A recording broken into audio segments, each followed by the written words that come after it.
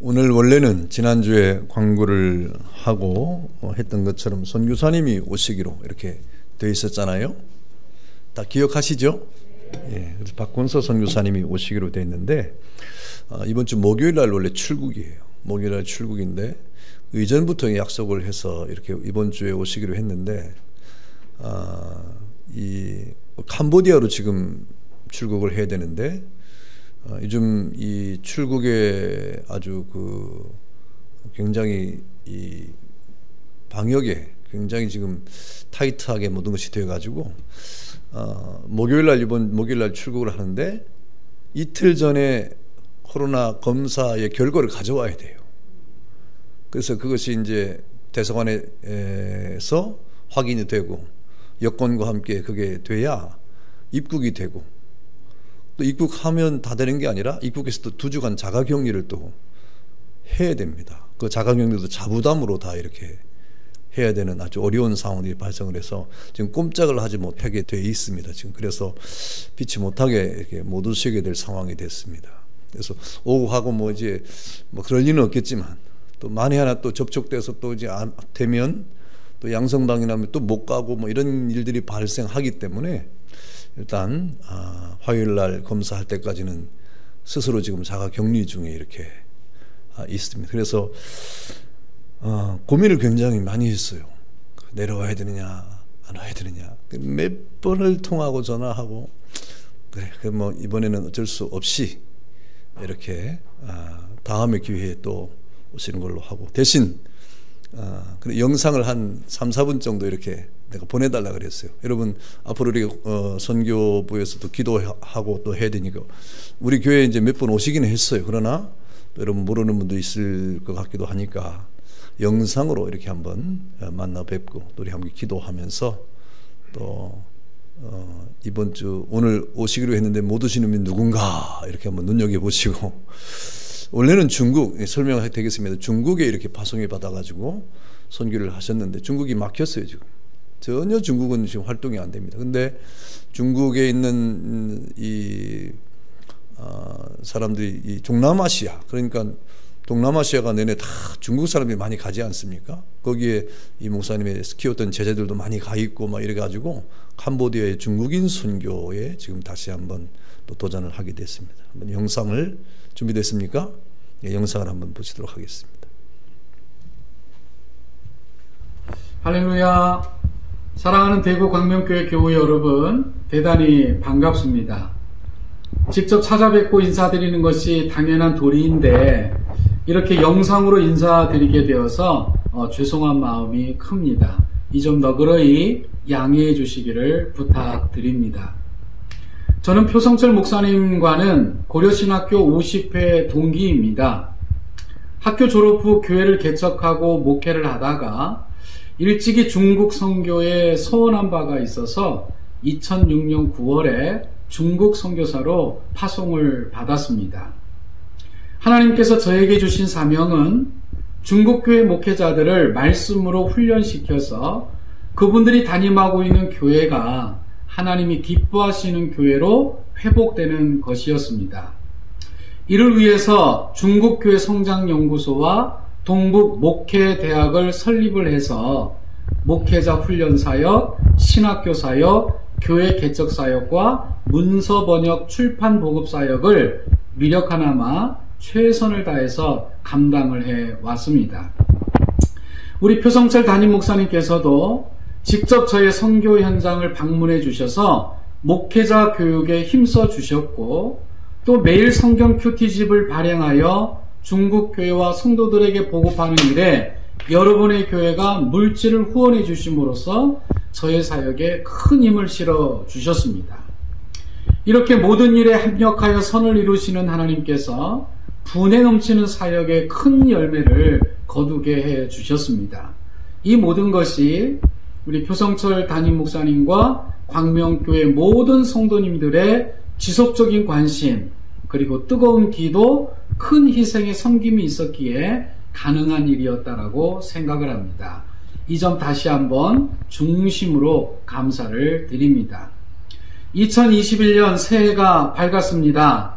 그러나 계속되는 코로나19 사태로 인해서 중국 사역의 길이 열리지 않고 있어 아직도 사역지로 복귀하지 못하는 안타까운 상황을 겪고 있습니다. 그러나 저는 지금의 이 사역의 위기를 오히려 사역의 지경을 넓힐 수 있도록 주님이 주신 기회로 여기고 캄보디아로 출국하려고 합니다. 저는 먼저 캄보디아에 세워진 중국인 교회와 목회자들을 섬기는 사역을 통해서 캄보디아에 거주하고 있는 중국인 복음화에 노력을 하려고 합니다. 아울러 중장기적인 목표로 동남아 지역 국가들의 효과적인 선교를 위해서 반드시 필요한 동남아 선교센터를 건립하기 위해서 기도하면서 준비하려고 합니다. 이 중요한 선교 과제를 위해서 함께 연구하고 기도하고 섬겨주시는 귀한 동역자가 되어주시기를 부탁드립니다. 사랑하는 광명교회 교우 여러분, 우리 모두가 기대하던 2021년 새해가 시작되었습니다. 코로나19의 여전한 위협 속에서 한 번도 걸어가보지 못한 길을 걸어가야 하기에 불안과 염려를 떨쳐버릴 수가 없을 것입니다. 그러나 우리 하나님은 우리보다 앞서가시는 하나님이십니다. 우리보다 앞서가시는 하나님은 우리의 대적과 장애물들을 친히 제거해 주실 것입니다.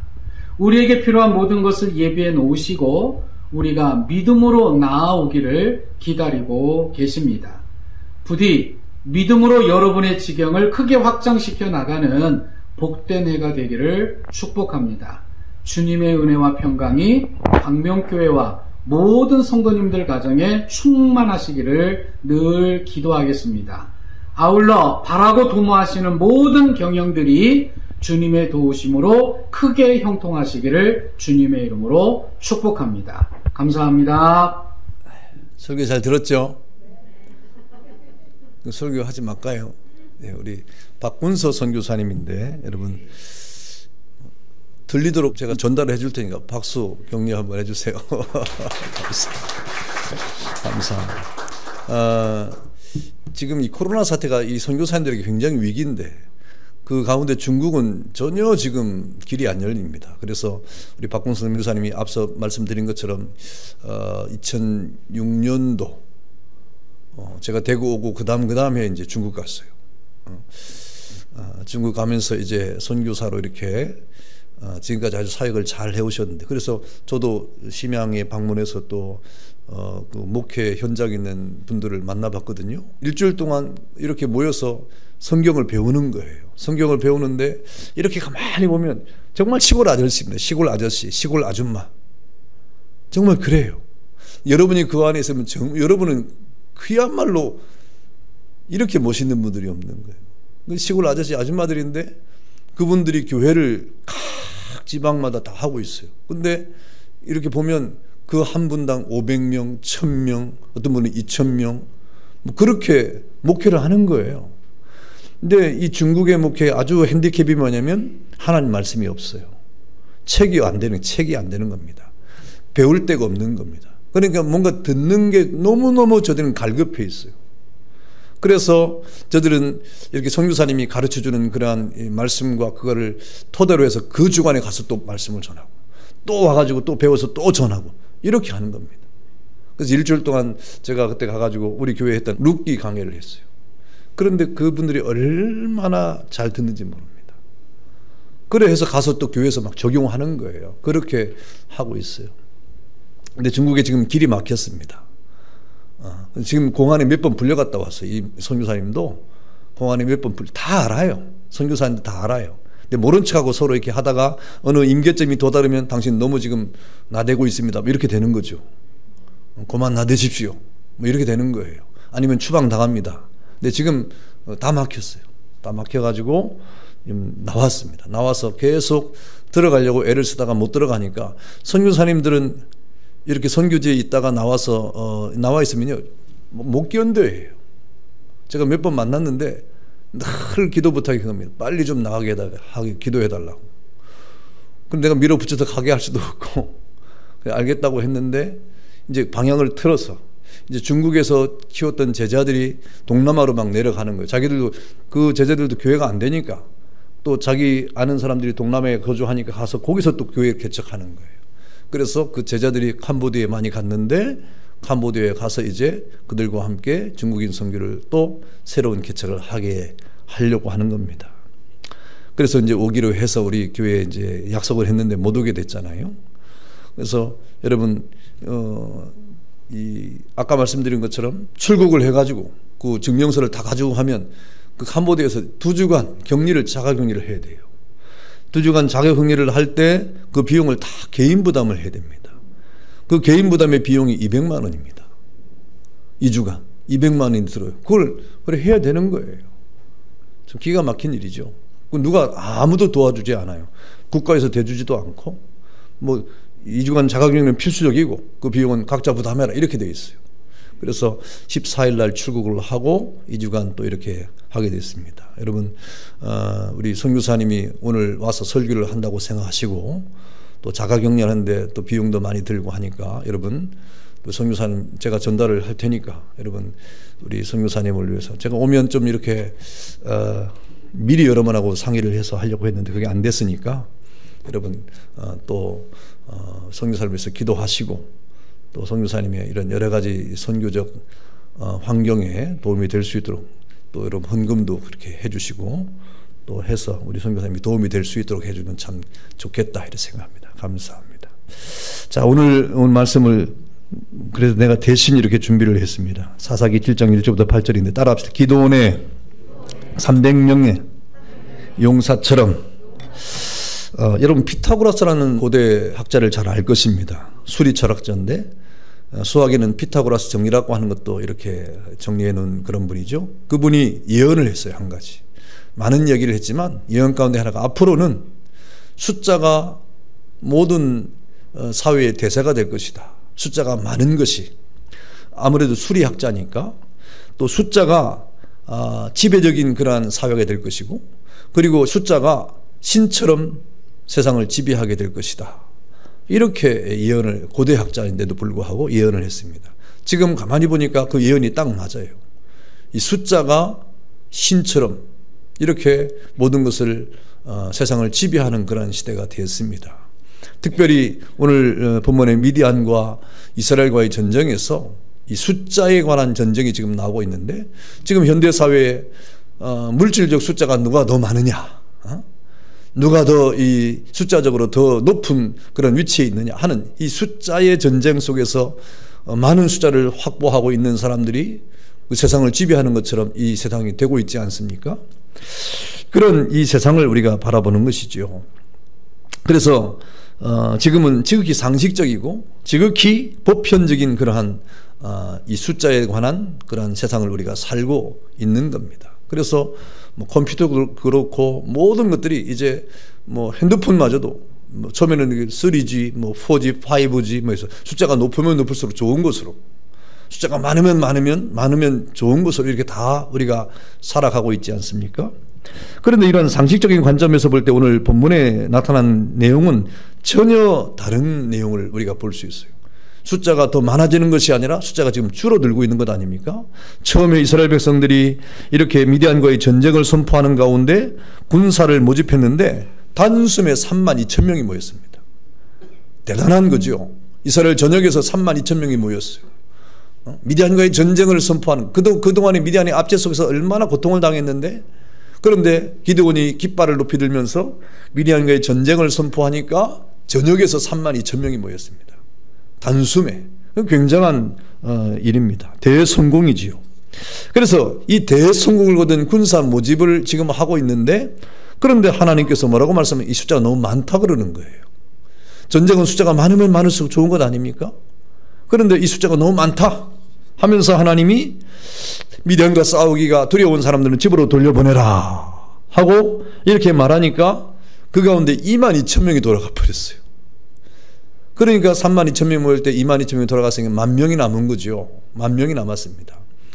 정말 여러분 이 전쟁도 그렇고 이 시대도 그렇고 우리가 숫자가 더 많으면 물질도 더 많이 뭐 모든 것들 더 많이 하면 얼마나 좋습니까? 그런데 하나님은 아니라고 말씀하시면서 그 숫자를 점점점 감해가기 시작하는 거예요. 32,000명에서 10,000명으로. 근데 10,000명도 지금 숫자가 줄어든 것인데 하나님이 그것도 많다 이 말입니다. 그래서 시험을 통해서 또 이렇게 갈라놓았는데 저 하룻샘가에 가가지고 사람들이 물을 먹는 모습을 가지고 분류를 해라 이 말입니다. 그래서 분류를 했어요. 한편 사람들은 무릎을 꿇고 이렇게 물을 먹는 사람들이고 또 한 사람은 손으로 물을 떠가지고 개처럼 핥아먹는 부류 나눴습니다. 그런데 하나님이 그 가운데 작은 물이었던 그 물을 손으로 이렇게 떠가지고 이렇게 혀로 핥아먹는 사람들만 남기고 나머지는 다 돌려보내라 그랬어요. 여러분, 이것은 우리의 보편적인 현대사회에 그리고 우리의 상식적인 그런 생각과는 전혀 반대되는 그런 일 아닙니까? 숫자가 점점점 줄어들었어요. 결국 마침내 300명만 지금 남고 있다 하는 결론을 우리가 보고 있는 겁니다. 결과적으로 이 300명이 전쟁을 해야 되는 거예요. 미디안은 지금 엄청 많은 그런 숫자가 있습니다. 그런데 하나님은 점점점 줄어든 이 숫자인 300명을 가지고 전쟁을 선포하고 있는 겁니다. 여러분, 이렇게 우리가 하나님 앞에서 우리 재직헌신 예배를 드리면서 이렇게 이 기드온과 300명의 용사처럼이라고 하는 제목을 통해서 그렇다고 하면 이 300명 용사는 도대체 누구인가? 어떤 사람이길래 하나님이 이 300명을 가지고 전쟁을 하려고 하시는가 하는 것을 살펴봐야 될 것입니다. 오늘 그 사람들을 보니까 2절에 뭐라고 말했는가 하니까 여호와께서 기드온에게 이르시되 너를 따르는 백성이 너무 많다 그랬어요. 너무 많다.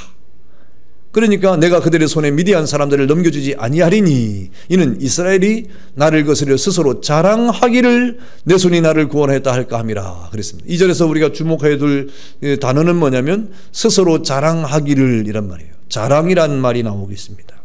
다시 말하면 오늘 300명의 용사는 자랑하지 않는 사람에 속하는 사람이라 이 말입니다. 여러분, 이스라엘 백성들이 여러분 오늘 하나님께서 그 많은 숫자를 돌려보낸 것은 하나님이 미디안과의 전쟁에서 미디안에게 승리를 가져다 줄 것인데 혹 이스라엘 백성들이 우리가 전역에서 모인 32,000명의 이 거국적인 사람들과 충성스러운 사람들과 나라를 사랑하는 사람들 때문에 이겼다고 하는 이런 자랑을 할까 봐서 하나님이 숫자를 줄였다는 겁니다. 그러니까 하나님 나라에서는 자랑하는 것이 얼마나 치명적인 단점이 되는가를 우리가 깨달아야 되는 것입니다. 여러분, 이 자랑하는 것이 다른 말로 뭐라고 우리가 생각합니까? 교만이라고 하는 것입니다. 성경은 이러한 사실을 교만이라고 말하는 거예요. 여러분, 사실 이 교만이라고 하는 것은 성경에 하나님이 제일 싫어하는 것입니다. 여러분, 하나님이 이 성경에서 교만을 뭐라고 말합니까? 하나님은 겸손한 자에게는 은혜를 주시지만 그러나 반대로 교만한 자는 하나님이 대적하신다고 하지 말했습니다. 그러니까 이 교만은 하나님이 정말 근본적으로 싫어하시는 거예요. 여러분, 그러므로 우리는 이 땅을 살아갈 동안에 교만하지 않으려고 애를 써야 됩니다. 여러분, 이 성경에 보니까 대표적으로 우리가 이 땅을 살아갈 때 우리 연약 속에서 이렇게 교만하지 않으려고 애썼던 사람이 등장하지 않습니까? 그 사람이 바로 사도 바울이지요. 하나님이 이렇게 많은 사람이 아니라 작은 거 300명이라고 하는 작은 숫자를 남겨두신 것은 교만하지 않게 하기 위함이다. 여러분, 300명이라고 하는 것은 이스라엘 백성에 있어서 숫자로 굉장히 작은 것이기 때문에 사실상 이것은 핸디캡일 수가 있는 거예요. 자기에게 여러 가지 어떤 연약일 수가 있는 거예요. 300명이 연약일 수가 있고 이 300명이 부족일 수가 있고 300명이 어떤 자신에게 있어서 이렇게 이 하나님 앞에 기도할 수밖에 없는 그러한 숫자일 수밖에 없는 겁니다. 숫자가 많으면 기도하지 않고 우리 힘으로 이길 수 있다고 말할 수 있겠지만 300명이라고 하는 것은 하나님 앞에 기도하지 않으면 안 되는 정말 연약한 수의 하나라 이 말입니다. 여러분, 사도 바울이 여러분 하나님 앞에 얼마나 큰 충성된 사람이었습니까? 그가 그 당시에 교통이 불편한 그런 세상임에도 불구하고 하나님의 선교 여행을 통해 지구를 한 서너 바퀴를 돌 정도로 많은 활동량을 나타내면서 복음을 전했던 사람이에요. 그렇게 무적의 선교사입니다. 그런데 그에게 약점이 하나가 있었어요. 그 약점이 뭡니까? 그에게 질병인데 육체의 질병입니다. 사도 바울은 그것을 자신이 뭐라 그랬냐면 육체의 가시라 그랬어요. 여러분, 건강해가지고 하나님 일을 하면 얼마나 좋겠습니까? 건강해서 하나님을 하면 얼마나 힘이 나겠습니까? 그런데 사도 바울은 건강한 사람처럼 일했지만 그에게는 육체적 가시가 있었다. 정말 이걸 가지고 사도 바울이 얼마나 많이 기도했는지 모릅니다. 그래서 그것을 가시라고 한 것은 그것이 자신을 계속 찔렀다는 것이고, 자기를 괴롭혔다는 것이고, 그것 때문에 아팠다는 것이고, 그것 때문에 고통스러웠다는 거예요. 그래서 사도 바울이 그 아픔 때문에 어떻게 했습니까? 아프니까 기도할 수밖에 없는 것 아닙니까? 하나님 앞에 기도했습니다. 여러분, 그 기도가 필사적인 기도였습니다. 결사적으로 기도했어요. 그런데 그 기도하다가 깨달은 게 있어요. 사도 바울이 자신의 연약 때문에 기도하면서 깨달은 게 있는데, 하나님이 나에게 이러한 가시를 준 이유가 있구나 하는 것이었습니다. 그것이 무엇입니까? 이러한 육체의 가시를 통해서 자신이 하나님 앞에 교만하지 않게 하시기 위해서 하나님께서 내게 가시를 주었다고 하는 것을 깨달은 겁니다. 여러분, 우리에게 연약이 있다고 하는 것은 우리는 연약할 수밖에 없습니다. 우리는 부족할 수밖에 없는 거예요. 그러나 우리가 그 부족함과 연약함을 가지고 하나님 앞에 어떻게 나타내야 됩니까? 그 연약 때문에 기도하면서, 자신의 부족함 때문에 기도하면서 우리가 하나님 앞에 교만하지 않는 것이 하나님 앞에 복이라 하는 것입니다. 여러분, 이 세상에 똑똑하고 재능 있는 사람이 얼마나 많이 있습니까? 그러나 여러분, 이 땅에 하나님 일은 똑똑하거나 어떤 재능이 많은 것으로 하는 것이 아니라 오늘 하나님 앞에 겸손함으로 하는 겁니다. 그래서 오늘 이 300명의 용사는 어떤 사람이냐? 하나님 앞에 자랑하지 않는 가운데 겸손한 사람이에요. 교만하지 않는 사람들이 바로 오늘 300명의 용사들인 것입니다. 그러므로 여러분, 올 한 해 하나님 앞에 직분을 맡고 재직으로 세인을 받는 여러분들은 교만하지 않으려고 애를 써야 됩니다. 자고하지 않으려고 애를 써야 됩니다. 여러분, 자긍하려고 하면 안 됩니다. 하나님 앞에 늘 자신의 부족함 가운데 자신을 깨닫게 하는 은혜로 늘 겸손한 자세로 하나님의 일을 섬기는 것이 바로 오늘 300명의 용사와 같이 하나님의 일을 할 수 있는 것이다 라고 말씀하고 있는 것이죠. 그 다음에 또 이 300명 용사는 어떤 사람인가 하니까 이 주를 신뢰하는 사람들이었어요. 주님을 신뢰하는 사람들. 여러분, 우리가 겸손한다고 해서 우리의 부족함을 안다고 해서 그것이 하나님 앞에 쓰임받는 건 아닙니다. 내가 겸손하고 내가 부족한 건 아니까 하나님 나를 쓰시겠지. 아니에요. 내가 겸손하다고 해서 하나님이 쓰시는 건 아니에요. 자신의 부족함을 안다고 해서 하나님이 우리를 쓰는 것은 결코 아닙니다. 여러분, 중요한 것은 무엇입니까? 내가 부족함을 알기에 우리는 어떻게 되는 것입니까? 하나님 앞에 자신의 부족함을 내놓고 하나님만을 전적으로 더욱더 의지하는 것이 필요하다는 겁니다. 오늘 이렇게 우리에게 말씀하고 있는 거예요. 오늘 이 300명의 용사는 어떤 존재입니까? 연약하고 부족하고 힘이 없는 숫자였지만 그것으로 끝나는 것이 아니라 자신의 부족을 주님 앞에 고백하는 가운데, 그러기 때문에 더욱 주님을 의지했던 사람이라 말입니다. 연약하기 때문에 더욱 주님을 의지했던 사람이었습니다. 그러므로 여러분, 우리가 저는 부족합니다. 나는 연약해서 아무것도 할 수 없습니다. 나는 할 수 있는 것이 없기 때문에 정말 하나님 일을 하고 싶어도 못합니다. 이게 우리의 자세가 되면 안 된다고 하는 것입니다. 여러분, 부족합니까? 연약합니까? 할 수 없는 것으로 여러분에게 있는 것이 이렇게 재능이 없는 것 때문에 고민하고 또 하나님 일을 할 수 없다고 생각합니까? 그것으로 끝나면 안 되는 것입니다. 그 자기를 인정하는 가운데 자기 연약 속에서 우리는 강하신 주님 앞에 무릎을 꿇고, 그러기 때문에 주님 앞에 우리의 연약을 고백하는 가운데 더 주님을 의지할 수 있어야 된다 이 말입니다. 그럴 때 우리는 주님 앞에 강하게 쓰임을 받을 수 있는 거예요. 오늘 300명의 용사가 바로 그런 사람이라 이 말입니다. 자신을 신뢰하지 아니하고 자신은 연약하니까 300명의 숫자로 무엇을 할 수 있겠어요? 그러니까 더욱더 주님을 신뢰하고 더욱더 주님을 의지했던 그런 사람이었다는 겁니다. 여러분, D.L. 무디가 여러분 부흥에 대한 얼마나 많은 힘을 냈던 사람입니까? 그가 성경 공부를 했어요. 성경 공부를 하면서 이제 모세오경을 이렇게 공부하고 읽고 하는 가운데, 묵상하는 가운데 이 모세를 발견했어요. 모세. 잘 알죠. 그런데 모세를 이렇게 이 연구하고 공부하는 가운데 깨달은 게 있는 거예요. 뭔가 하니까 모세가 몇 년을 살았습니까? 모세가 몇 년 살았어요? 모세가 몇 년 산지를 목사님 우리가 어떻게 알겠습니까? 우리가 그 시대 사람도 아닌데. 모세가 몇 년 살았어요? 그러니까 성경에 써 있잖아요. 몇 년 살았다고. 몇 년 살았어요? 120년 살았어요. 120년. 그런데 이 모세 일생을 다 D.L. 무디가 공부를 하고 연구한 가운데 그 시대를 구분해 보니까 셋으로 구분이 되는 거예요. 그것도 정확하게 40년이 구분이 되는 거예요. 모세의 인생이 40년으로 구분이 되는 것입니다. 여러분, 첫 번째 40년은 모세가 어디서 살았습니까? 모세가 어디서 살았어요? 목사님, 모세가 어디 사는지 제가 어떻게 합니까? 내가 지금 어디 사는지도 모르는데 모세가 지금 어디 사는지를 어떻게 합니까? 그래야 생각합니까? 모세가 어디 살았어요? 예?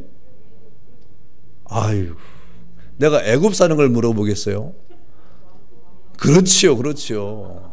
모세가 어디 살았다고요? 왕궁에서 신분이 뭐였어요? 왕자로 살았어요. 왕자.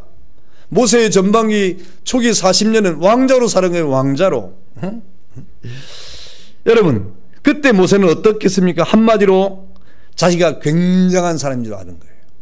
그렇지 않겠습니까? 왕자인데, 그것도 애굽의 왕자인데, 그러니까 애굽의 왕궁에서 정말 그 왕궁의 교육을 받고 왕궁의 그 진미를 먹으면서 왕궁의 그 신분을 가지고 40년을 살았으니까 사람을 한 명 죽이는 것도 뭐 그렇게 뭐 크게 생각하지 않았던, 그야말로 자기는 굉장한 사람, I am somebody입니다. 굉장한 사람으로 알았어요. 뭐 거칠 것이 없는 사람으로 알았어요. 여러분, 이게 교만인 겁니다. 사실은 모세의 초기가 그런 겁니다. 그런데 그 모세의 교만이 보기 좋게 꺾여버리지 않습니까? 그래서 모세가 어디로 갔어요? 미디안 광야로 갔어요. 쫓겨갔어요. 거기서 몇 년을 지납니까? 거기서 40년을 지납니다. 40년. 그 40년간 모세가 한 게 뭐예요? 아무것도 못했어요. 그냥 양만 쳤어요. 아무것도 못했어요. 그야말로 I am nobody입니다. 나는 아무것도 아니라 이 말입니다. 거기서 자신의 존재를 깨닫게 되었어요. 나는 아무것도 할 수 없는 존재다. 그저 양을 치면서 세월을 보낼 수밖에 없는 그런 기간이 40년이 지나간 겁니다. 그 D.L. 무디가 모세를 연구하는 가운데 모세의 생애가 그렇게 변하는 것을 본 거예요. 아, 모세가 40년 동안에 왕국에 살면서 그야말로 기고만장하고 교만해가지고 정말 나 외에는 없는 것처럼 이렇게 자신이 굉장한 사람으로 여겼는데 그 교만이 확 꺾어버리지 않습니까? 그래서 하나님이 미디안으로 보내버렸는데 미디안에서 이 모세가 40년 동안 경험한 것은 나는 아무것도 할 수 없는 존재구나 하고 자신의 존재를 깨닫게 된 것입니다. 여러분, 사실상 하나님은 이렇게 하나님 앞에서 나는 정말 아무것도 아님을 깨닫게 위해서 모세를 40년간 그렇게 교육을 시킨 거예요. 여러분, 세월이 아깝다고 생각하십니까? 40년이? 아니요. 그 40년을 통하여 모세는 자기 자신의 존재를 보게 된 거예요. 여러분이 땅을 살아갈 동안에, 여러분이 생애를 30년, 40년, 50년, 60년을 살아갈 동안에 자기 자신의 존재를 깨닫지 못하면 아무것도 할 수가 없는 겁니다. 40년을 교만하게 살아간 사람이 있어요. 평생을 교만해 살아가는 사람이 있어요. 자기 존재에 대한 연약을 못 깨닫고 이 땅을 살아가는 사람이 있습니다. 참 불행한 겁니다. 여러분, 우리는 아무것도 할 수 없는 그런 존재임을 깨달을 때 여러분, 비로소 그때 자신이 무엇을 할 수 있는 것을 알게 되는 겁니다. 모세는 40년 동안 나는 아무것도 할 수 없는 존재다. I am nobody 그랬어요.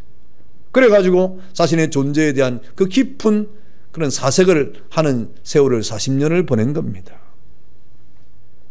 여러분, 그렇게 끝난 다음에 모세가 40년 지난 다음에 비로소 하나님을 만납니다.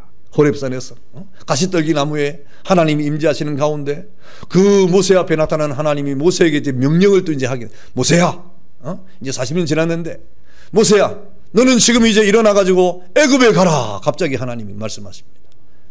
예? 애굽에 가라고요? 그래, 애굽에 가라. 애굽에 왜 갑니까? 너 바로한테 가라. 바로한테. 그래서 바로한테 가가지고 내가 하는 말을 잘 전달해라 이 말입니다.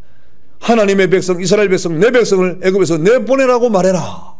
그러니까 모세가 깜짝 놀라죠. 처음에는 못한다고 지금 그랬습니다. 하나님, 나는요 정말 아무것도 할 수 없는 존재입니다. 내가 40년을 지나고 가만히 미디안 광야에서 지나보니까 나는 아무것도 할 수 없는 존재임을 제가 알았습니다. 나는 못합니다. 처음에 그랬습니다. 저는 말도 할 줄 모릅니다. 난 능력이 없습니다. 그러니까 하나님이 그래, 너 능력이 없구나. 그래, 관둬라. 그랬습니까? 아니에요. 무슨 말이냐 이 말입니다. 내가 너를 보내는 것이 아니냐. 내가 너를 보내는 것이 아니냐. 내가 부족한 게 있느냐? 그럼 내가 너 아론도 붙여주겠다 이 말입니다. 걱정하지 말고 염려하지 말아라. 내 입을 누가 만들었느냐? 너를 누가 세웠느냐? 하면서 하나님께서 이렇게 모세에게 하나님의 일을 감당할 수 있는 것을 자꾸 말씀하시니까 모세가 그때 또 깨닫습니다. 그러면서 그러면 나를 의지하지 마, 하나님을 의지해서 가겠습니다 하고 변하는 거죠. 그러면서 마지막 40년을 쓰임을 받게 되는데 자신의 부족함을 알고 자신의 연약을 아는 모세가 그 다음에 자신을 의지하지 않는 가운데 전적으로 이제 하나님을 의지하고 40년을 살아가는 거예요. 전적으로 하나님을 의지하고 40년을 살아가면서 출애굽의 역사를 통하여 40년의 광야의 기수가 되어가지고 이스라엘 백성들을 인도하지 않습니까? 그래서 이 40년은 그야말로 하나님의 종으로 살아가는 거예요. 하나님의 종으로. 내가 할 수 없으니 나는 하나님을 전적으로 의지하는 가운데 하나님의 종으로 살아가겠습니다. 하나님의 종. 이제 내가 사는 것이 아니라 사도 바울의 고백처럼 내 안에 예수님이 사심으로 이제 내가 사는 것이 아니라 그리스도께서 사신다고 하는 이 위대한 고백들이 바로 이러한 고백 아닙니까? 여러분, 우리가 아무것도 할 수 없습니다 라고는 자신의 연약 속에 가만히 앉아있으면 아무것도 할 수 없는 존재가 되는 거예요. 그야말로 아무것도 못합니다. 아무것도 할 수가 없는 겁니다. 그러나 우리가 우리 연약을 아는 가운데 깨닫는 가운데 하나님 앞에 전적으로 의지하면 우리는 우리의 능력이 아닌 하나님의 능력으로 모든 것을 할 수 있는 하나님의 자녀가 되는 거예요. 그것이 모세의 인생이었다는 것입니다. 여러분, 오늘 본문에 그런 말씀을 하면서 9절에 한번 보니까 그 밤에 여호와께서 기드온에게 이르시되 일어나 진영으로 내려가라, 내가 그것을 내 손에 넘겨주었느니라 그랬습니다. 300명밖에 없는데 하나님이 미디안을 이기게 해주겠다 이 말입니다. 여러분, 그러니 기드온이 300명을 데리고 간 것이 그 백성 300명을 의지한 것이겠습니까? 아니에요. 300명을 의지하지 않았어요. 하나님의 말씀을 의지한 거예요. 그 다음에 또 300명의 용사와 함께 기드온이 갈 때 뭐 들고 갔습니까? 대포를 들고 갔습니까? 칼을 들고 갔습니까? 총을 들고 갔습니까? 아니, 그런 거 아무것도 없어요. 뭘 들고 갔어요? 횃불 들고 갔어요. 뭘 들고 갔어요? 항아리 들고 갔어요. 뭐 들고 갔어요? 에? 나팔 들고 갔어요. 여러분, 나팔이 전쟁에 뭐 필요합니까? 항아리가 웬 말입니까? 항아리가. 횃불이 웬 말입니까? 300명이 무슨 숫자가 되겠습니까? 미디안과의 전쟁에 이 모든 요소들은 아무것도 인간적으로 필요한 것이 아니었어요. 그런데 하나님이 내려가라 이 말입니다. 전쟁에 필요한 도구가 아니라 항아리와 횃불을 들고 또 나팔을 들고 내려가라 이 말입니다. 그리고 여호와를 위하여 기드온을 위하여 하고 이렇게 외치라 그랬어요. 여러분, 이럴 때 전적으로 하나님을 의지하지 않으면 못 가는 거예요. 어떻게 가겠어요? 무서워서. 어떻게 가겠어요? 두려워서. 그런데 오늘 기드온은 300명의 용사 때문에 간 것도 아니고 나팔 때문에 간 것도 아니고 항아리 때문에 간 것도 아니고 횃불 때문에 간 것도 아니고 하나님의 말씀을 전적으로 의지해서 갔다 이 말입니다. 여러분, 이런 우리의 자세가 필요한 겁니다. 오늘 이스라엘 백성들이 오늘 300명의 용사가 아무것도 할 수 없습니다 라고 하는 그 자신의 겸손을 머무는 것이 아니라 그들은 하나님 앞에서 연약으로 말미암아 더욱더 주님을 의지하는, 더욱더 주님을 앙망하는, 더욱더 주님의 그 능력을 의지하는 그런 하나님의 자녀들이 되었다. 주를 신뢰하는 자들이었다. 이 사람들은. 여러분, 우리 재직된 사람들은 앞으로 2021년도에 정말 이런 자세가 필요한 거예요. 우리 자신 때문이 아니고 우리가 갖추고 있는 것 때문이 아닙니다. 우리 교회가 뭐 특별히 갖추고 있는 게 뭐예요? 우리가 특별한 그런 능력 있는 그런 교회가 됩니까? 숫자가 많습니까? 돈이 많습니까? 그렇다고 뭐가 특출납니까? 아니잖아요. 우리가 더욱더 주님을 의지하고 신뢰하는 가운데 하나님이 앞에 서 있으면 여러분의 연약 속에서도 주님을 의지하는 그 믿음으로 하나님께서 일하시는 것을 믿기를 축원합니다. 우리 자세가 그래야 되는 겁니다. 또 오늘 이 기드온의 용사는 어떤 자세였습니까? 준비에 힘쓰는 자세를 가졌다.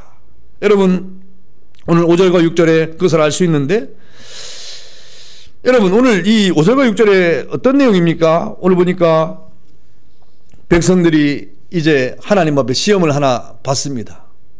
처음에 22,000명이 돌아가 버렸어요. 그럼 10,000명이 남았는데 하나님이 그 10,000명이 남은 사람들을 하룻과 셈에 가서 시험을 합니다. 그래서 물을 어떻게 먹느냐 하는 거예요. 여러분, 물을 어떻게 먹느냐가 무슨 큰 기준이 되겠어요, 사실은. 물을 이렇게 마시든 이렇게 먹든 무슨 관계가 있겠어요. 그런데 하나님은 그것을 기준으로 삼고 있다는 것을 여러분 눈여겨봐야 됩니다. 성경은 그냥 허투루 기록된 게 아니에요. 물을 먹는 게 무슨 대단한 문제가 되겠습니까? 가서 마시면 되는 거고 힘을 얻으면 되는 것이지. 그런데 하나님은 그렇게 여기지 않았다 이 말이에요. 물 먹는 그 자세와 태도를 따라서 그들을 구분해 놓고 하나님이 딱 구분해 놓은 다음에 300명은 남기고 나머지는 돌아가게 했습니다.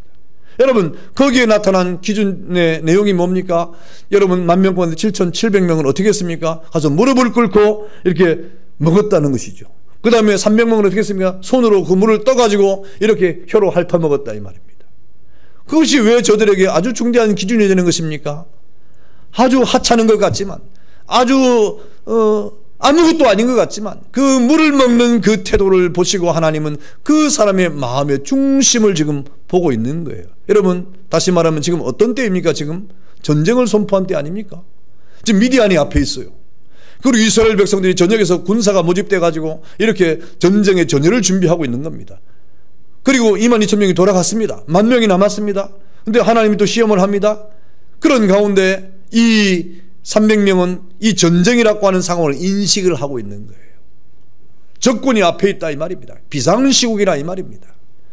그렇기 때문에 지금 여러분 군대에서 흔히 말하는 사주경계, 모든 사방에 적이 어디 있는가를 살피면서 경계태세를 갖추고 이 군대에서 굉장히 중요한 거예요. 사주경계는 보초를 쓸 때도 앞에 작전을 할 때도 사주경계 하면 뒤에서 지휘관이 사주경계 그러면 딱 사주경계 하고 다 이렇게 전진을 하고 합니다. 뭐냐면 주변을 잘 살피는 거예요. 지금 아무 일도 일어나지 않지만 혹 일어날 수 있는 가능성을 대비해 가지고 경계태세를 갖추는 겁니다. 여러분, 오늘 300명이 그랬다 이 말이에요. 전쟁이 지금 빗발치는 전쟁이 일어나지는 않고 있지만 곧 전쟁의 마당이었고 전쟁 상황이었고 전시였기 때문에 그 300명은 그러한 이 전시 상황에 합당한 행동을 했다는 겁니다. 여러분, 우리 예수 믿는 사람들은 적어도 이렇게 늘 하나님 앞에 믿음의 굳게 선 가운데 깨어 기도하는 자세, 재직들은 특별히 그래야 된다 이 말이죠. 아무것도 아닌 것 같지만 여러분, 우리가 하나님을 대하고 또 이웃을 대할 때는 정말 푸근하고 여유가 있고 또 사랑이 풍성하고 또 이렇게 관대한 관용의 마음을 가져야 돼요. 그러는 가운데 우리는 이 땅을 살아가는 자신의 사명을 감당할 때는 여러분, 이렇게 늘 하나님 앞에 깨어 기도하는 자세가 있어야 되는 겁니다. 아무것도 아닌 것 같지만 주일을 할 때, 여러분 같은 그 사명을 감당할 때 아무것도 아닌 것 같지만 정말 깨어 기도하는 자세로 마치 지금 전쟁 상황이 벌어진 것처럼 그렇게 우리가 깨어 기도하지 않으면 안 된다고 하는 자세를 말씀하고 있는 것입니다. 왜 그렇습니까? 지금 사탄은 우는 사자와 같이 삼킬 자를 찾고 있다 이 말입니다. 그런 시대라 이 말입니다. 여러분, 그러므로 이 기드온의 용사들은 적어도 저들의 어떤 상황 속에서 준비에 대해서 최선을 다했던 그러한 사람들인 것입니다. 여러분, 우리가 이 땅을 살아갈 때 정말 우리가 받는 시험은 미미한 겁니다. 오늘 이스라엘 백성들의 군사들이 그 시험 테스트가 아주 작은 것, 물을 떠먹는 것 아닙니까? 우리도 마찬가지. 2021년도에 우리 재직들로서 하나님 앞에 여러분이 그 쓰임에 합당한 사람으로 주의를 한다고 할 때 정말 아주 간단한 거, 아주 미미한 거, 모이세요, 함께 청소합시다, 또 주일을 함께 힘씁시다, 이런 것들 아닙니까? 교회일이 특별한 게 있어요? 여러분, 교회일이 여러분 2021년도에 무슨 우리가 큰 일을 하는 게 있습니까? 그런 것들입니다. 함께 합시다, 성경을 함께 읽어봅시다, 우리 함께 연합해서 주일을 합시다, 이런 것들 아닙니까? 이런 것들을 어찌 보면 사소한 것일 수가 있는 것입니다. 그러나 그 사소한 것에 대한 우리의 태도가 우리 재직들에게는 굉장히 중요한 그런 테스트가 되는 겁니다. 우리가 어떤 자세로 주의를 감당하느냐 하는 것은 그 결과 하나님이 그 사람을 통하여 주의를 하느냐 하지 않느냐의 결정적인 요소가 될 수 있다고 하는 것이죠. 여러분, 그럼 우리는 준비된 자가 되어야 됩니다. 하나님 앞에 마음에 준비된 자, 행동에 준비된 자, 재직들은 그래야 되는 것입니다. 여러분, 우리 모든 재직들이 그러한 하나님의 사람으로 이렇게 세워질 때 하나님은 그 사람을 통하여 오늘 미디안의 그 허다한 군대와 더불어 싸울 때 하나님이 능히 이길 수 있도록 역사하게 됨을 믿기를 축원합니다. 우리가 적은 무리의 숫자이지만 그럼에도 불구하고 하나님은 여러분을 통해서 하나님의 일을 할 것이다. 성도 여러분, 우리가 2021년도 재직의 그 직분을 통해서 세움을 받았습니다. 여러분, 우리 재직이 필요한 것은 교만하거나 자랑하는 것이 아니고 또 우리가 연약하다는 이유로 나는 아무것도 할 수 없다고 우리가 앉아 있는 것이 아니라 그러므로 우리는 더욱더 주님을 의지함으로 주님께서 우리를 통해서 하실 일을 바라보는 자세가 중요한 것입니다. 그리고 우리는 항상 준비된 자의 자세를 가지면서 하나님께서 내게 맡긴 그 일들을 통하여 마음을 다하고 뜻을 다하고 성품을 다하는 자세를 가져야 될 것이다. 이런 일을 통하여 하나님은 여러분을 통해서 일하실 것입니다. 올 한 해 동안에 여러분이 어떤 직분을 맡았든지 그 받은 직분을 통하여 하나님이 일이 되어지고 또 주의 역사가 나타나고 하나님이 크신 일들이 이렇게 여러분을 통해서 드러나는 그런 은혜가 있기를 주의 이름으로 축원합니다. 기도하겠습니다.